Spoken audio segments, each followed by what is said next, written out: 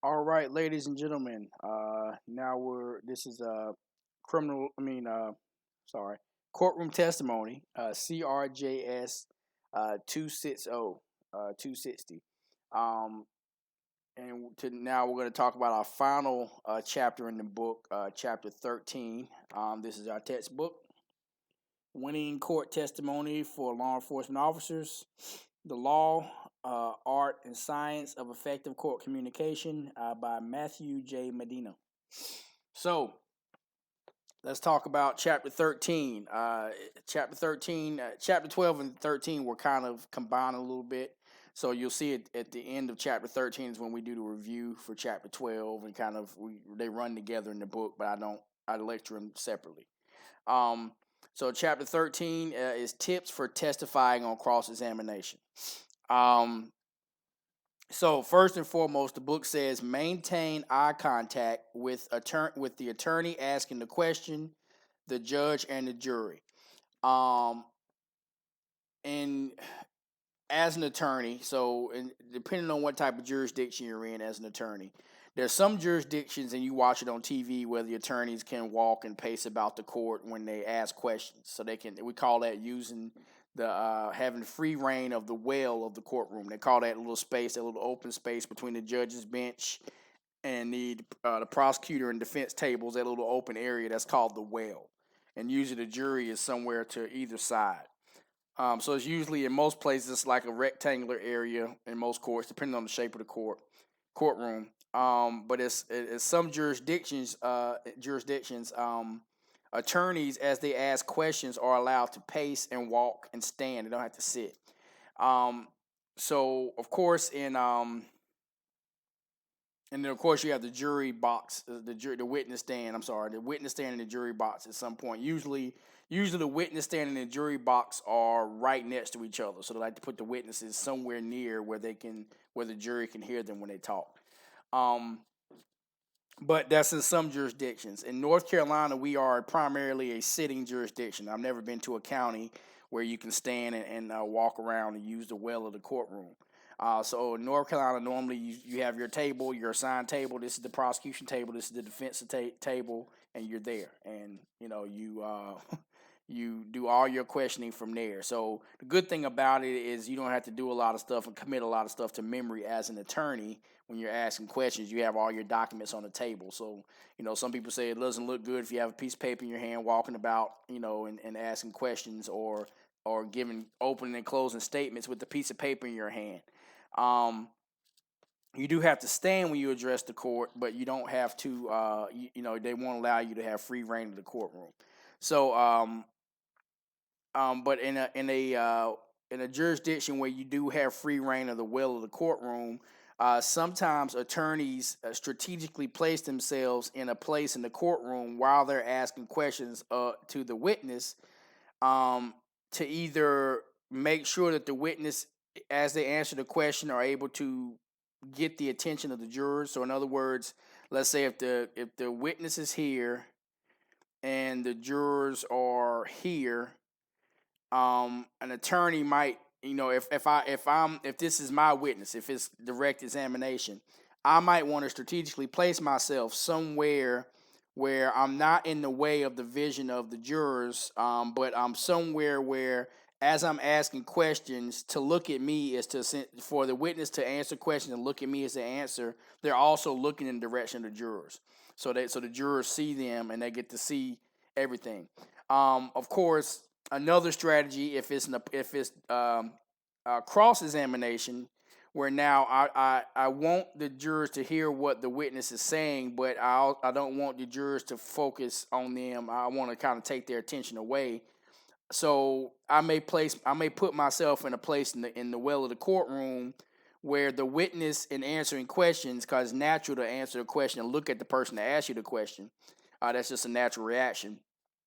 I want to make it where while they're looking at me, they're not looking in the direction of the jury. So they're not. I'm trying to mess them up and making eye contact, almost like you're making a choice. But in North Carolina, because we're a sitting jurisdiction, no matter who's questioning, usually they have to look away from the juror. So that's why in this book they say maintain eye contact. So you want to as a witness, you want to maintain eye contact. Look at the person who's asking you questions, and then when you answer the question, you want to answer the question in the direction of the jury.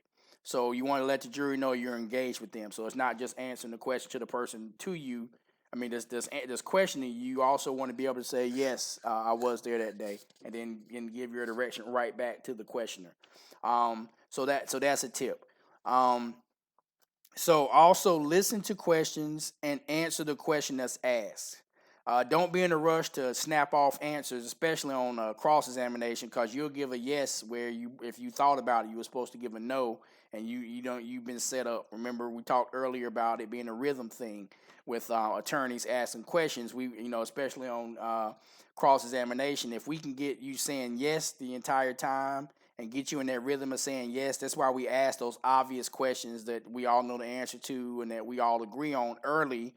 To set up a rapport with the witness as the questioner, but also to get them in the rhythm of saying yes, so we can also get them in the rhythm of saying yes to what we want them to say yes to as the opposing witness.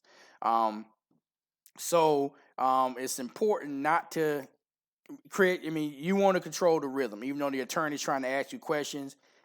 Absorb the question, then answer, as opposed to yes, yeah, So a lot of times the attorney will try to get you caught up in that yes cycle, and you don't catch it, and you say yes to the wrong thing. So make sure you absorb the question first and then answer it, no matter whether it's cross examination or direct examination. An ambiguous question is a question subject to two or more interpretations. Like, what do you mean by that? A vague question is a question that has an uncertain meaning. So you may get an ambiguous or vague question. If you don't understand the question, always ask for clarity, or say, "Would you ask it again?" or "What do you mean by that?" And that way, you kind of flip the script, and now you have the questioner on cross examination now having to explain their question, and having to explain their question. Sometimes they give away their strategy. Sometimes an attorney will ask a question that is unclear or imprecise. On these occasions, it is entirely appropriate for you to ask for clarification. Do not answer a question that you truly do not understand. This helps nobody. Never use fake confusion to avoid answering a hard question on cross-examination, because sometimes you can fake like you don't understand and try to get out of a question, but that's disingenuous, and it seems evasive. When you do that enough times, it'll seem evasive, and people will know, like, okay, you BSing, and it'll take away from your credibility. Like I said, it makes you look evasive and untrustworthy. It is not the witness's job to confront facts that are contrary to the prosecution's case. Your job is just to tell the truth, answer the questions that are being asked, and tell the truth in the clearest and most understandable way possible. Prosecutors make arguments, you make facts. You tell us what happened. Try not to anticipate what the questioner actually means. Ask them what they mean. If you don't know, don't anticipate. Say, "What do you mean by that? Can I get some clarity on that question?" And that way they give you clarity. You know exactly what they mean. You can answer it. If the question is straightforward, answer it in a straightforward way. So don't go back and forth about clarity of questions, and if the question is straightforward, don't play that game where you act like you don't know what they're talking about when the question is obviously straightforward. But if you really and genuinely don't understand the question, never just answer a question you don't understand. Always ask for clarity. And the book gives examples, of course, of those questions. So read that. Also, pace your answers. Don't be too quick to just rattle off an answer. Like I said, think and let the question soak in, absorb it, process it, then let the answer out. It is imperative that you permit enough time for the prosecutor to object to the defense attorney's questions. So that's another reason why you don't want to rush and answer questions, because if you rattle off an answer too soon, you got to think everyone. So you're not the only one that's listening to the questions. The attorney, the attorney that called you to testify, that's on your side, is also listening to the line of questioning, so they can be prepared to possibly object. So if you answer questions too quickly, you won't give them time to catch the form of the question so they can object if it is something objectionable. So like I said, let the absorb the question. Sometimes you don't hear it well. Ask, can you repeat the question or ask for clarity? But so not only does it give you time to process it, but it also gives uh, the attorney calling you time to process it. So that way they can process it, and if they need to object, they can object. However, if you think that the question is improper, do not turn and look at the prosecutor as if to say, "Are you going to object?" That's not your job. Your job is to answer questions. So whatever question is asked, you process it and answer it. Pace yourself, but process it, pace yourself, and answer. If the prosecutor is not good and are not paying attention, and they don't catch it, that's on them. But you are duty bound to answer the question you ask, unless it's objected to, and the judge says don't answer it or strike. If you do answer too quickly, and answer it, the judge can now strike it and ask the jury to disregard it, even though they're not going to disregard it. The book has some bullet points. Answer questions at your own pace. Think before you speak. Don't permit the defense attorney to rush your answer.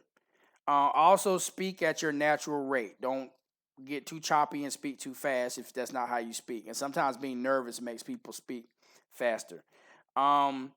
Speak at an unnaturally loud volume. So speak, louder than normal because you're in a public setting in a courtroom. You want to make sure you're heard. Then the next point that the chapter makes is it says, do not volunteer information. You only ask the questions you're answered. If they want clarity or want more, it's their job as the questioners to ask you more. That will be for cross-examination and direct examination. If they ask you a question, you rattle off the answer. Sometimes it's yes or no, and sometimes it's the answer. It may require a sentence, but you don't rattle off into a narrative unless you're asked to do so. And some questions call for a narrative, and in some situations that's actually objectionable. But in like district court and most courtrooms, a lot of times the judge, because of efficiency and time constraints, they want to get this thing done. They don't always field a lot of objections or really consider a lot of objections for narrative questions. So there's a litigant can set up and say, Your Honor, objection, question calls for a narrative. Sometimes the judge wants to hear the narrative because that'll save us 10 or 15 minutes from you asking questions over and over. But you don't want that narrative to go too far where now this witness has been talking based upon one question you asked for like 5 minutes. So sometimes the question will call for more explanation, but don't you as a witness just rattle off a narrative unless the question calls for kind of a narrative. Otherwise, you let the attorney question you. You force them to have to break the question up, especially on cross-examination. You shouldn't have to force the attorney calling you to do anything because they should have the questions prepared on direct examination. There's no reason they should be tripping over questions in direct examination when you're their witness. They had time to prepare you and talk to you. So that's inexcusable. So this guideline is true no matter who is asking you the question. If the prosecutor wants additional information from you, he or she will ask.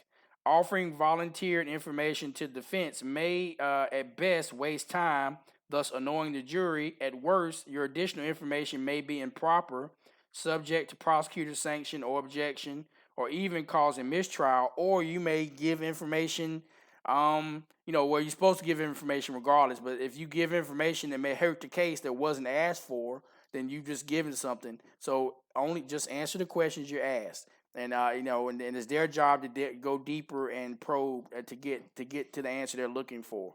In any case, volunteering information violates that whole pacing and thinking before you answer. You just answer the questions you're asked. Then the book says another great point: never guess. If you don't know, say you don't know.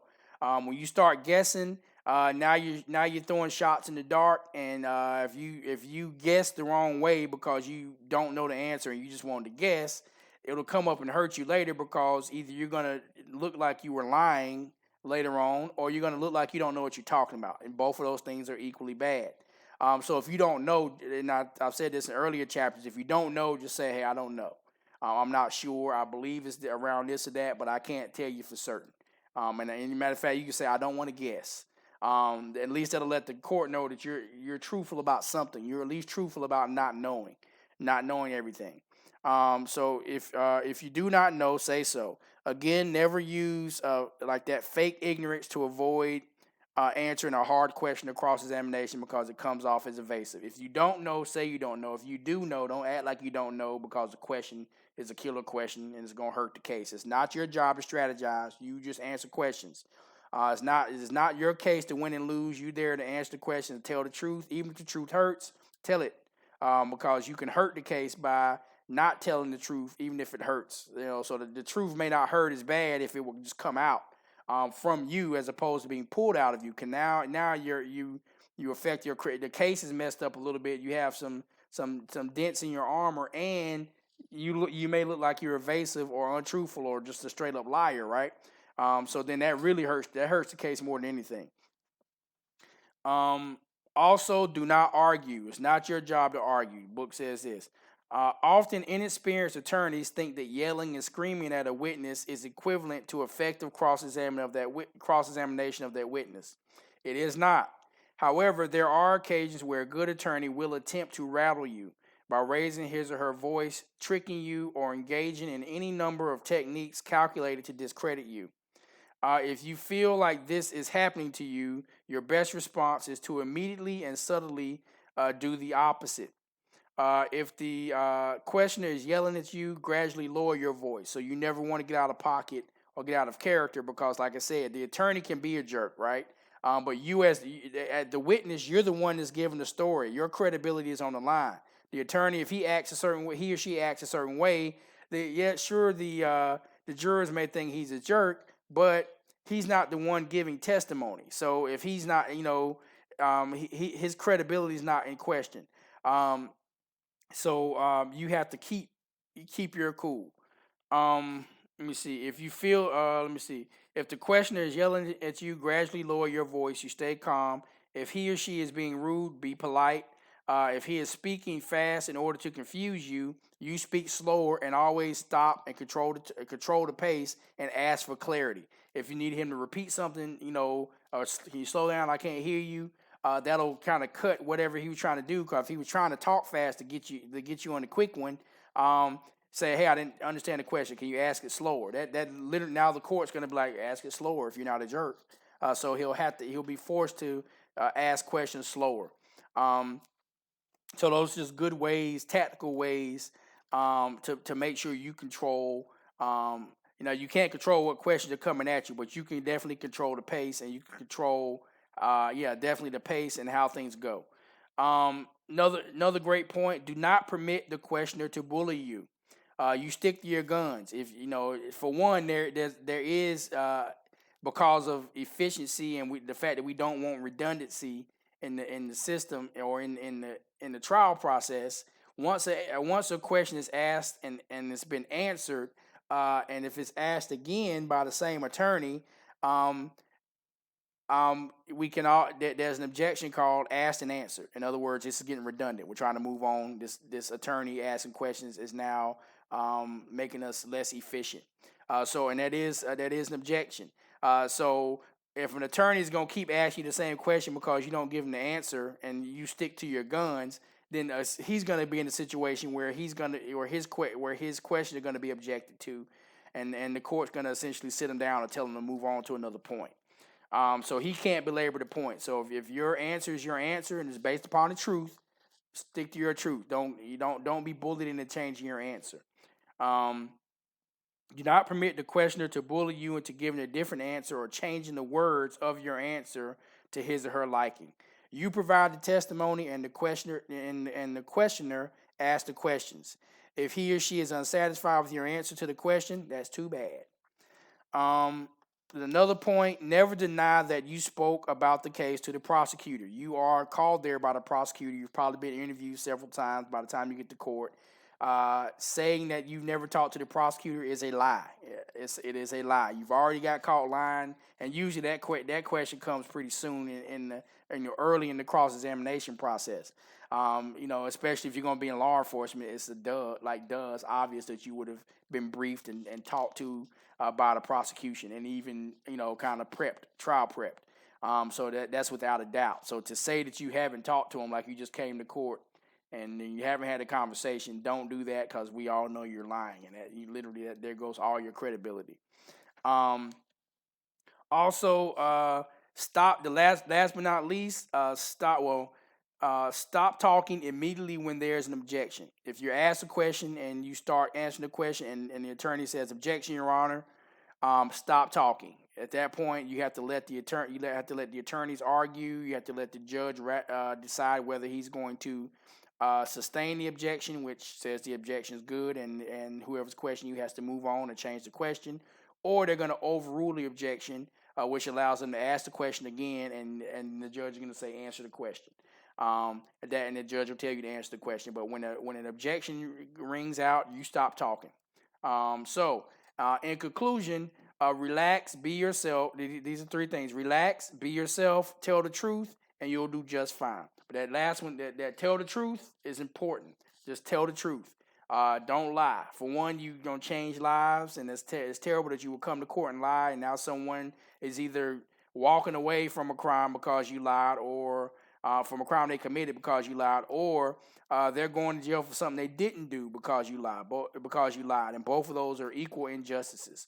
Now, as a review of the chapter 12 and chapter 13, the book has them reviewed together. Most prosecutors will help you prepare to testify at trial and do not distinguish between general trial preparation and preparation for cross-examination. They're just going to prep you for trial and let you know what questions they're going to ask. Make sure you got your documents. Make sure you know what you're talking about. And okay, see you in court. They don't know what cross-examination questions are coming up. Here and there, because of filings and things that are done back and forth in different hearings, the prosecutor may have an idea what the theory of the defendant's case is going to be before trial, and may kind of fill you in on, I think they're going to try to say that it was self-defense or this, that happened. So that they can kind of give you a heads up on that. But outside of that, I mean, that can kind of give you an idea of where they might go and how they're going to try to take a dig at your credibility or the credibility of the case in general. Talk to the prosecuting attorney before trial would help you with that. But they can't really fully prepare you for cross-examination questions. Those are coming. The prosecutor will only expect two things from you. You know your stuff and you tell the truth. Once again, underline that, tell the truth. 3, read every document that exists that contains any statement that you made about the case. I've said that before, right? Know what you said earlier, because if you say something that is opposite of that, that contradicts that, you are now hurting yourself. That means you lied somewhere, or you told a mistruth, or you were inaccurate somewhere. So either you don't know what you're talking about, or you're unprepared, or you're a liar. And like I said, both of those are equally bad. I would say lying is a little bit worse, just a little bit. Just edging it it's a close. Being unprepared is a close second to lying. Fourth, preparation is key to effective testimony. Fifth, never attempt to memorize your testimony. Just walk in knowing what you're talking about. Don't memorize anything. It's not about remember what happened and remember the facts, but don't try to be scripted when it comes to answering questions. Just know the answer, know the facts, and you can just. So it's more of a conversation. It's not a play. You're not reading the script, having to remember your lines. It's remembering what happened and being able to tell it. So you don't have to say it a certain way. Of course, you want to be the best grammatically you can, but just answer the questions. So don't worry about memorization. Is not needed in court. The only thing you need to memorize is what happened, and it's not even that's not even memorization. That's just remembering what happened. It's not it's not like you can cram the night before trial to prepare. It's not like a test or an exam or something. So. Once again, remember the defense benefits from jury confusion. So do your best in the little part you play in answering questions to not be confusing. Just be straightforward. Don't play a part in that creation of confusion. That'll make you definitely a bad witness. when the defense employs, if you can't convince them, confusing defense, he is seeking to benefit from that jury confusion. The spaghetti defense confuses the jury by posing multiple contradictory defenses. So they're good. They may be viable defenses, but it's everywhere. They're seeing what can work, and that also is confusing. The police frame-up defense, if it works at all, generally only works when the defendant is charged with a very serious crime. Because at the end of the day, the police ain't about to work up a frame-up or some type of conspiracy to take this person down for shoplifting. Don't usually work that way. Usually police, even if police do have a vendetta or they know you because they caught you stealing last week, they're not gonna care enough to set up a whole case against you. They just caught you stealing again. But normally that's only that police frame up defense is usually with very serious crimes, your drug trafficking, your murder, stuff like that. Good defense attorneys are expert in taking a case apart piece by piece. With the benefit of hindsight, they show every mistake you made, no matter how small or how significant. And that's another thing. You gotta just do your job. If you are law enforcement, just do the best job you can. Whatever mistakes you made, just say, hey, I didn't do that. I messed up. A mistake. I made a mistake. But even though I made a mistake and what I did get right, this is what I got. What I don't know is what I don't know. What I do know is what I do know. Remember, the dolphin witness is the flipper, the person that just lies and flips what they say, usually because they don't want to be there, they don't want to help the state out. So they're kind of an unwilling witness, and they're there to just sabotage the prosecution's case. Then you have the daughter heads. They're just goofs. They want attention, and they're lying, and they get caught in lies, or either they just don't know what they're talking about, and they get caught in lies. Then it says something about, the book says something about jellyfish and guppies. Those are just the other types of liars or people who just are scared and easily get bullied out of what they said before. And we talked about that, not being bullied out of your testimony. So that is chapter 13. So the review was for chapter 12 and 13. So once again, the book has review questions. Turn it upside down and you get the answers at the top. And that is the end of the textbook. So, like I said, it's not a very long textbook. From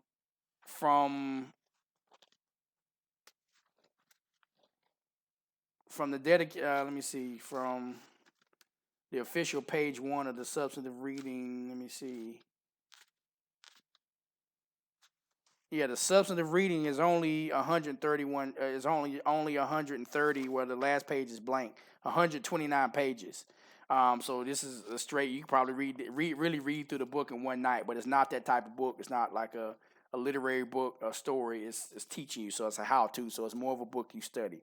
But including the end notes and everything, it's probably going to be at 151 pages. And that, well, probably more than that because there are these prefix pages. But just it's a good book, good how-to book. I like it. It gives me room for interpretation. I can talk about what he's talking about and infuse some of my real life situations and things I've witnessed in court and happened to me in the cases. So I hope you enjoyed the book. Now, our further lecture is going to be, we're going to talk about some cases and stuff like that. I want to teach you guys some certain rules of admissibility. So we're going to talk about those. But that's the end of the textbook. So you guys enjoy. So just review that. Like I said, there's a quiz for section 1, section 2, and section 3. And like I said, I got those questions from out of this book, and those at the end of those chapters are review questions. So if you've done all those, you're ready. So be good.